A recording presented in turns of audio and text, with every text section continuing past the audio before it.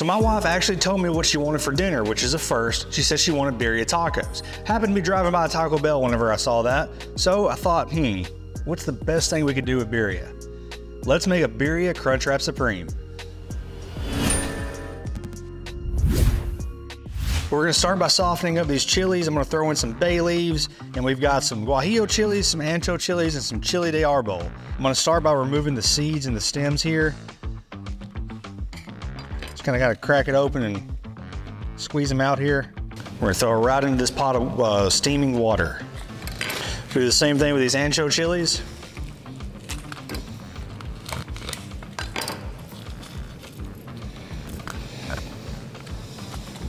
We're gonna throw in 3 of these chili de arbol as well. And make sure everything's submerged in the water here. We're gonna let this cook for just a few minutes to soften up and rehydrate those peppers. And in the meantime, I'm gonna go ahead and add in some onion. We're gonna put all this in a blender, so you could add it later if you wanted to, but I'm gonna go ahead and start getting these flavors working together. I'm just gonna kind of cut the top off of these garlic. If you get the peel in there, that's fine. It's not gonna hurt anything. We're gonna get it kind of exposed and then toss it in. All right, so let this go for about 5 minutes and we're gonna cut the heat off. So now we're gonna transfer this to a blender, along with a little bit of that juice. Now I'm gonna go ahead and add some lime juice at this point as well.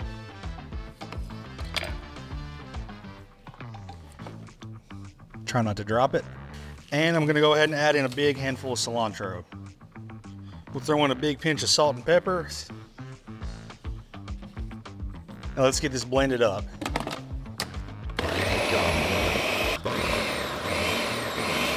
Now for the meat, I'm going to start with a chuck roast. I've also got some short ribs in the freezer.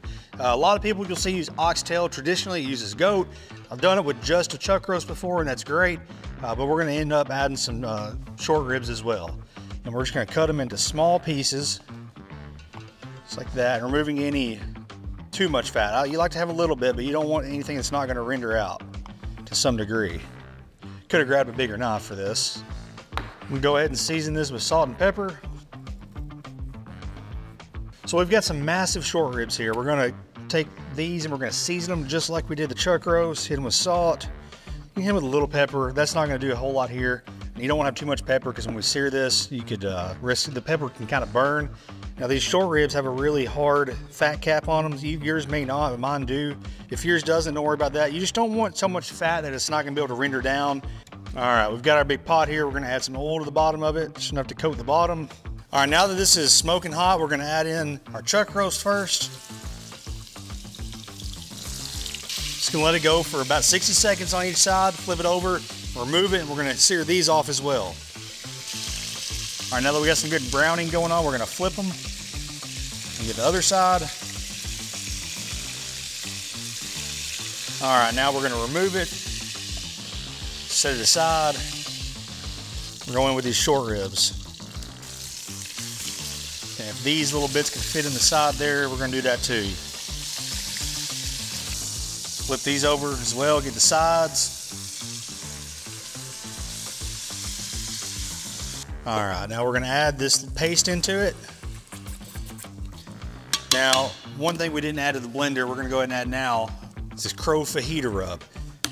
It's gonna have a lot of cumin, paprika, salt, pepper, things like that. A lot of those Mexican spices that you'll see in this dish, we've got it in that fajita rub. Now I'm gonna take our stock, I'm gonna add it to this so we can get all of that flavor out of there. So now let's add this back in.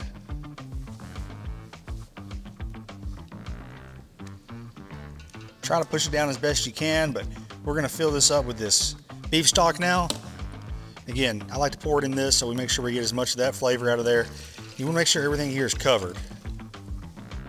Now we're gonna bring this up to a simmer, let it go for about 3 to 4 hours. You just want everything to be nice and fork tender. With those short ribs, they'll take a little bit longer to make sure they're falling off the bone, and then we can pull that meat out and shred it. But let's put a lid on this. We're gonna stir it every now and then, but we're gonna check back in about 3 hours. All right, folks, naturally I forgot something because I'm dumb and that's what I do. I forgot to add the tomato. And when I did go back and add it, of course, my microphone was turned off. But we need to add some tomato before we let this braise for the next 3 hours. I've got tomato paste. You can also use tomatoes and put them in the blender. I added the tomato paste, get it mixed in real good, and let's let this simmer for the next 3.5 to 4 hours. All right, it's been about 3 hours and this is getting really tender. These little chuck roast pieces, which were a lot smaller than the short rib, are getting tender more quickly. And as I mentioned earlier, my wife wanted tacos for dinner. I'm making this for now. So I'm gonna let these keep simmering. I'm gonna grab a few of these chunks. We're just gonna set it aside here. We're gonna shred this up. I mean, honestly, you don't need a knife for this. Just look how tender it is. It just falls apart. All right, let's take a look at what we got here. We got our flour tortilla. We've got our tostada. I fried this up. It's just a corn tortilla we fried. We got some Oaxaca cheese, cilantro, onion, some sour cream, and of course, that beautiful, beautiful birria meat. Now to start, I'm gonna pull some of this cheese. And I think that's gonna help that get nice and melted by having that as the bottom layer. And from my experience, which, let's be honest, I've had quite a bit of experience with some crunch wraps, you don't want to fill this out to the edge. You gotta leave room to tuck this over, and that's easier said than done. Now let's take this meat.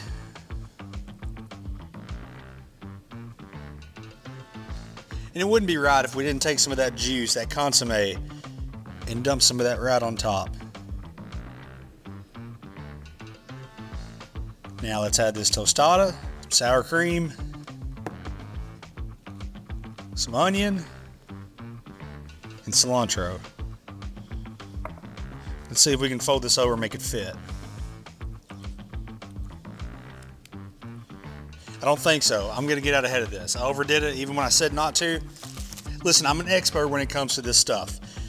So take a little bit of you can even do a soft shell flour tortilla, and that way you can kind of feel the whole edge there. Now, I'm gonna flip this over, and let's move on to the pan here. All right, let's go in with some butter. And I'll go ahead while it's kind of melted and go ahead and paint the top of this side so we can gotta add more butter after we flip it. All right, let's go into this buttered skillet and toast this side. Just looking for that golden brown color, 30 to 60 seconds if it's hot enough. This is still coming up. I should have waited just a minute longer, but we'll give this a minute, give it a flip. You always want to start with that seam side down. You want this to almost crimp it together. That way when you flip it, it doesn't try to fall apart. All right, let's give this a flip. Yeah, see how it kind of holds its shape now? Probably wouldn't have held it very well if we started with the seam side up. All right. Look at that. Only one thing left to do.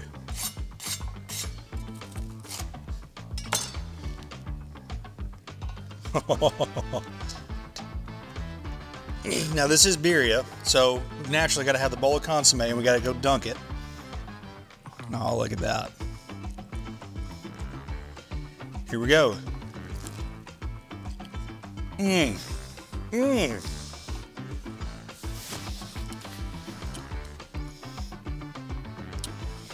This is undescribably good. I think birria is working its way up to my prison meal. Now with that being said, it's not something you want to eat on your first date. It's a little messy. It's just part of it. But it's one of those things that's so well worth it.